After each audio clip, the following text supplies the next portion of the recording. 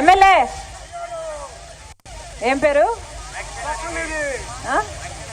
రక్షణ నిధి. ఏ పార్టీ? ఏ పార్టీ? అక్కడ ఎవరిందాక అనింది? ఏ పార్టీ అమ్మా మీ ఎమ్మెల్యే? ఏం చేశాడు?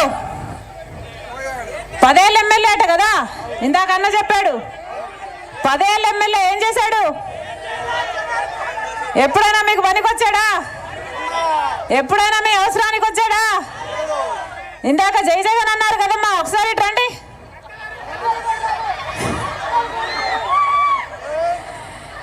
జగన్మోహన్ రెడ్డి గారు ఇదే తిరువూరుకు వచ్చారట కదా, వచ్చి 5 ఏళ్ల క్రితం చెప్పారట కదా, మీకు 300 చెరువులున్నాయి, నాగార్జున సాగర్ లెఫ్ట్ బ్యాంక్ నుంచి మీకు నీళ్లు తెచ్చి ఆ చెరువులన్నీ నింపుతా, ఆఖరి ఆయకట్టు వరకు నీళ్ళు ఇస్తానని చెప్పారంట కదా జగన్మోహన్ రెడ్డి గారు. ఇచ్చారన్నా? ఇచ్చారన్నా? మీది ఫ్లోరైడ్ ప్రాంతం అట కదా, కిడ్నీలు కూడా చెడిపోతున్నాయట. డ్రింకింగ్ వాటర్ కోసం ఒక సపరేట్ డ్యామే కడతానన్నాడు అంట కదా జగన్మోహన్ రెడ్డి గారు. కట్టారన్నా?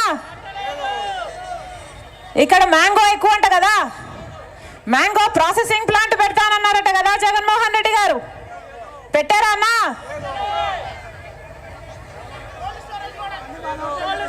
కోల్డ్ స్టోరేజ్ కూడా అన్నారట కదా, పెట్టారా?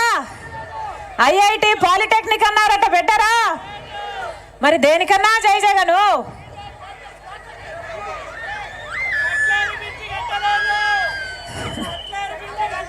అట్టలేరు, బ్రిడ్జి కట్టలేదు. 5 సంవత్సరాలు జగన్మోహన్ రెడ్డి గారికి అధికారం ఇచ్చారు, 10 సంవత్సరాలు ఇదే ఎమ్మెల్యేకి అధికారం ఇచ్చారు. 5 సంవత్సరాలు సొంత పార్టీ అధికారంలో ఉండి మీ ఎమ్మెల్యే ఒక్కసారైనా మాకు ఇన్ని హామీలు ఇచ్చారు, ఈ హామీలు ఎందుకు నెరవేర్చలేరు అని మీ ఎమ్మెల్యే ఒక్కసారైనా మీకోసం ఉద్యమాలు చేశాడా? ఒక్కదానికోసమైనా కొట్లాడారా? ఒక్కదానికోసమైనా మీ పక్షాన మీ గొంతుగా నిలబడ్డారా? అసెంబ్లీలో మాట్లాడాడా?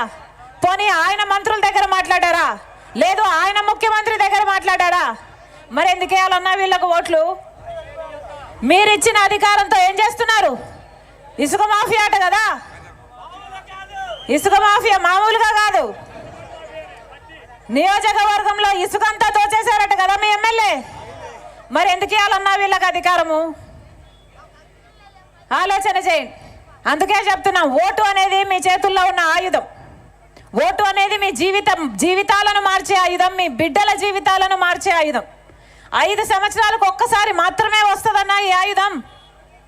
ఆషామాషిగా ఓట్లేస్తే ఇలాంటి వాళ్ళని గెలిపించుకుంటే ఏమవుతుంది? మీ నెత్తిన టోపీ పెడతారు, అవునా?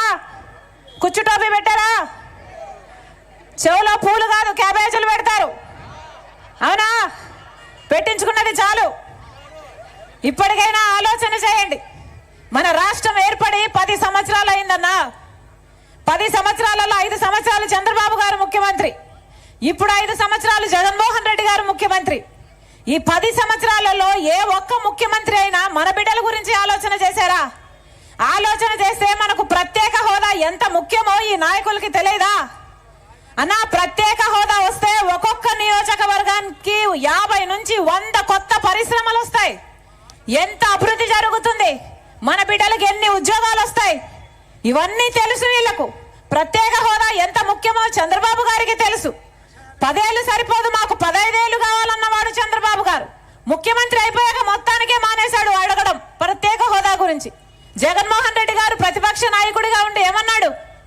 ప్రత్యేక హోదా మాకు అధికారం ఇవ్వండి, బీజేపీ మెడలు వంచి తెచ్చుతామన్నారు. ఆ రోజు జగన్మోహన్ రెడ్డి గారు చంద్రబాబుకు ఛాలెంజ్ విసిరారు. రెండు అందరు ఎంపీలను మూకుమ్మడిగా రాజీనామాలు చేద్దాం, ప్రత్యేక హోదా ఎందుకు రాదు అన్నారు. మరి జగన్మోహన్ రెడ్డి గారు ముఖ్యమంత్రి అయ్యాక 5 సంవత్సరాలు అయిందే, ఒక్క నిజమైన ఉద్యమమైనా చేశాడా జగన్మోహన్ రెడ్డి గారు ప్రత్యేక హోదా కోసం? మన ప్రత్యేక హోదాని, మన బిడ్డల భవిష్యత్తుని బీజేపీకి తాకట్టు పెట్టాడు జగన్మోహన్ రెడ్డి గారు. ఇటు జగన్మోహన్ రెడ్డి గారైనా ఇటు చంద్రబాబు గారైనా దొందే. ఎవరి రాజకీయాలు వాళ్ళు చూసుకుంటున్నారు. బీజేపీతో పొత్తులు ఇద్దరూ పెట్టుకున్నారు. ఒకరు బహిరంగంగా పెట్టుకున్నారు, ఒకరు అక్రమంగా పెట్టుకున్నారు.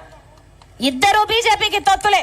చంద్రబాబు గారికేమో మోడీతో పొత్తుంది, జగన్మోహన్ రెడ్డి గారు మోడీకి తొత్తయ్యారు. ఇద్దరికి పెద్ద తేడా లేదు.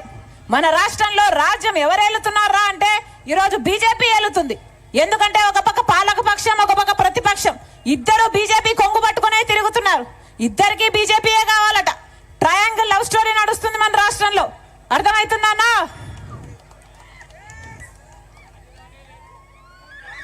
రాజధాని పెద్ద ఆయన అంటున్నారు రాజధాని ఏమైందమ్మా అని. ఏమైంది? రాజధాని ఉందా అన్నా? చంద్రబాబు గారు 5 సంవత్సరాలు ముఖ్యమంత్రిగా ఉన్నారు. హైదరాబాద్ నేనే కట్టాను అన్నాడు. ఇక్కడ బ్రహ్మాండమైన రాజధాని కడతానన్నాడు. సింగపూర్ను తలపిస్తానన్నాడు. తీరా అధికారం ఇస్తే 5 సంవత్సరాలలో ఏం చేశాడు? 3D గ్రాఫిక్స్ ఒక సినిమా చూపించాడు. అమరావతి లేదు, భ్రమరావతి ఇచ్చాడు చంద్రబాబు గారు. జగన్మోహన్ రెడ్డి గారు ముఖ్యమంత్రి అయ్యారు. ఈయనకు 1 సరిపోలేదు, 3 కావాలన్నాడు.